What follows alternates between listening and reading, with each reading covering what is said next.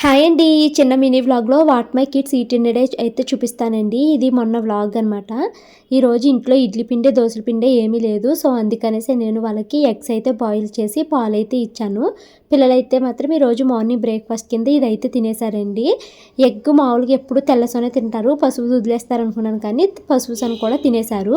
ఇక ఆఫ్టర్‌నూన్ లంచ్‌లోకి అయితే నేను బెండకాయ ఫ్రై అయితే పెట్టానండి. స్కూల్‌కి అయితే పట్టుకుని వెళ్ళిపోయారు.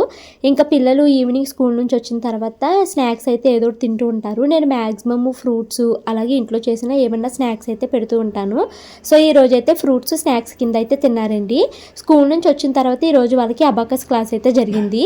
ఈవినింగ్ కరాటే క్లాస్ నుంచి వచ్చేసరికి 7:30 అయ్యిందండి. వచ్చి రాగానే నేను త్వరగా వంట పని అయితే స్టార్ట్ చేశాను. పెసరపప్పు చారు కాసానండి. దాంట్లోకి వడియాలు వేయించాను. మార్నింగ్ బెండకాయ ఫ్రై ఉంది. బాయిల్ చేసిన ఎగ్ అయితే ఉంది. వేడివేడిగా అన్నం అయితే వండుకుని డిన్నర్ అయితే చేసేసాము.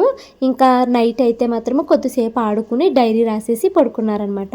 ఈ ప్రోడక్ట్ అయితే ప్యాక్ చేస్తున్నాను చూడండి.